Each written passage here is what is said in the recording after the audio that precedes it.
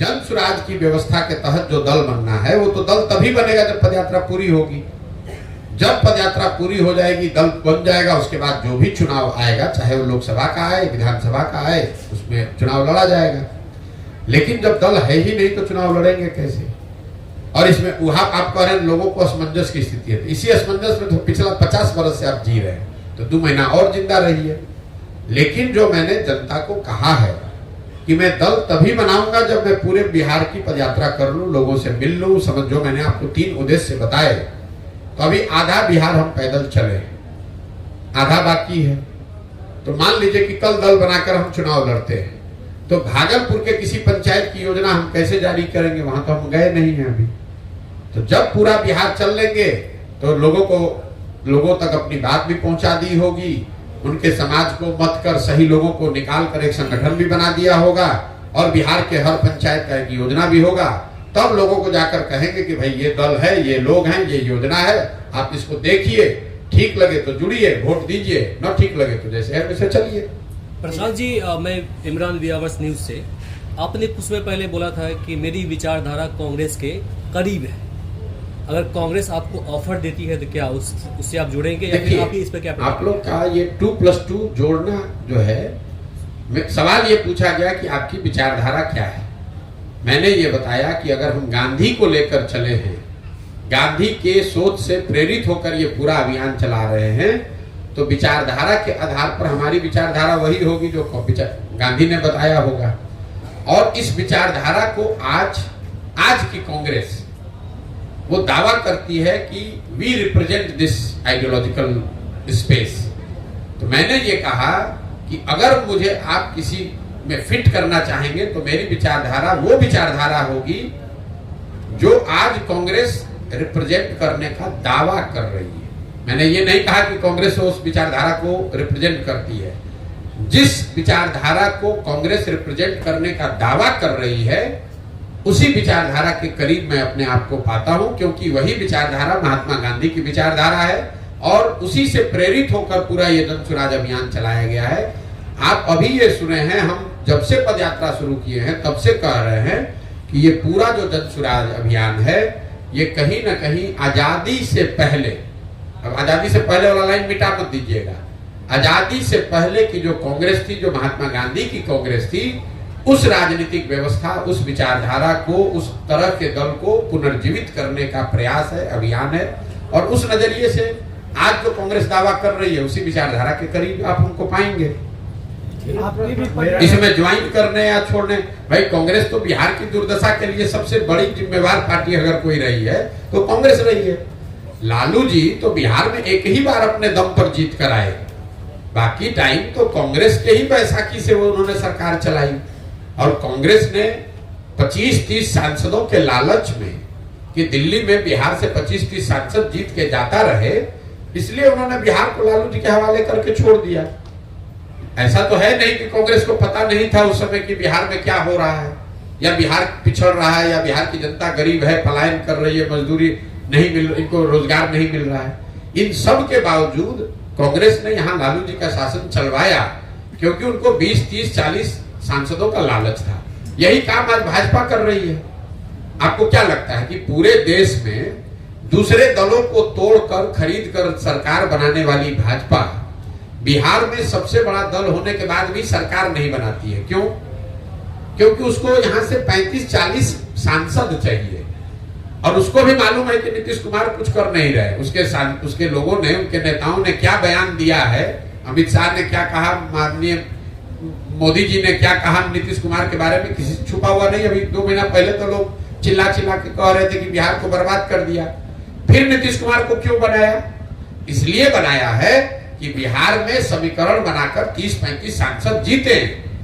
सांसद हम लोग का बिहार से जाता रहे, बिहार का जनता भोग रहा है तो भोगे, बिहार का जनता भीख मांग रहा है, भीख मांगे, हम लोग के बच्चे जाकर गाली खाएं, मजदूरी करें, तो उससे कोई फर्क नहीं है। मोदी जी, बिहार में इतने बड़ी संख्या में लोग भाजपा को, मोदी जी को वोट दे रहे हैं। कोई नहीं पूछ रहा है कि मोदी जी रोज गुजरात जा रहे हैं इन्वेस्टमेंट सबमिट करने के लिए, 1 लाख करोड़ का बुलेट ट्रेन बना रहे हैं, गुजरात में तरक्की हो रही है, गुजरात से बीजेपी का एमपी जीता 26। आप मुझे बता दीजिए 10 वर्ष में मोदी जी एक दिन बिहार आए हों कि भैया बिहार में भी इन्वेस्टमेंट सबमिट होना चाहिए। मान लीजिए कि यूपी में 10 लाख, अभी कल आए थे शायद, 10 लाख करोड़ का कह रहे हैं कि इन्वेस्टमेंट हो रहा है। मान लीजिए हम लोग बिहार गरीब राज्य, हम लोग 50,000 करोड़ का ही इन्वेस्टमेंट के लिए आ जाते, 10 वर्ष में एक बार भी नहीं आए।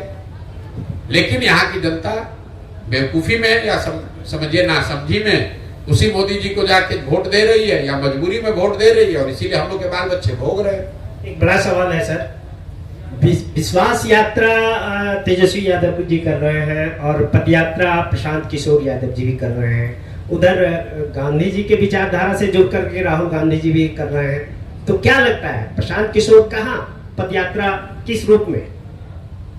आपका सवाल ही नहीं समझे, लेकिन अगर आप कह रहे हैं कि बहुत यात्रा हो रही है तो पुनः दोबारा लोकतंत्र है, हर आदमी अपना प्रयास करने के लिए स्वतंत्र है। ना सवाल आपका समझ लिए, आप इतना ना उसको घुमा दिए कि आप खुद ही नहीं बता पा रहे कि आप क्या पूछना चाह रहे हैं। लोकतंत्र है, दलों को, नेताओं को हर तरह का पब्लिक के बीच में जाकर प्रयास करने का की स्वतंत्रता है। फर्क समझिए, राहुल गांधी कांग्रेस के नेता हैं और वो कांग्रेस के लिए वोट मांग रहे हैं और उसके लिए पदयात्रा कर रहे हैं। तेजस्वी यादव अभी कल तक उप मुख्यमंत्री थे, वहां से झटक कर नीतीश कुमार ने किनारे लगा दिया, तब उनको जनता का याद आ रहा है। प्रशांत किशोर का कोई दल नहीं है, प्रशांत किशोर वोट नहीं मांग रहे हैं। प्रशांत किशोर ये नहीं कह रहे हैं कि हमको जिताकर मुख्यमंत्री बना दीजिए। प्रशांत किशोर ये अभियान चला रहे हैं बिहार की जनता को ये बताने के लिए कि तुमने सबकी चिंता की, तुमने जात की चिंता की, तुमने राष्ट्रवाद की चिंता की, तुमने विचारधारा की चिंता की, तुमने सामाजिक न्याय की चिंता की, तुमने लालू यादव की चिंता की, उनके बच्चे की चिंता की, तुमने मोदी की चिंता की। अब समय आ गया है, एक बार अपने बच्चों की चिंता कर लो, क्योंकि तुम्हारे बच्चे जब नहीं पढ़ेंगे, तुम्हारे बच्चे जब तक मजदूर अनपढ़ रहेंगे, तब तक चाहे मोदी बन जाए, लालू बन जाए, प्रशांत किशोर बन जाए, तुम्हारा और तुम्हारे परिवार का भला नहीं होगा। तो पदयात्रा के उद्देश्य में फर्क है। दूसरा, इसकी शुद्धता में फर्क है। ये पदयात्रा है तो हम 17-18 महीने से घर परिवार छोड़कर पदयात्रा ही कर रहे हैं। ऐसा नहीं है कि एक दिन रैली करने चले गए, एक दिन चुनाव लड़ रहे हैं। 18 महीना से घर परिवार छोड़कर पदयात्रा ही कर रहे हैं, गांव में ही रहते हैं। आप देख रहे हैं, हाँ आपसे भी मिलने आए हैं तो किसी होटल सर्किट हाउस में नहीं गए हैं। और दूसरा, इस पूरी व्यवस्था में कोई सुरक्षा, कोई सिपाही, कोई हवलदार नहीं है। गांव गांव पैदल ही जाते हैं। कोई भी व्यक्ति जो चाहे वो आकर मिल सकता है, बात कर सकता है, धक्का दे सकता है, गाली दे सकता है, आशीर्वाद दे सकता है। ये फर्क है।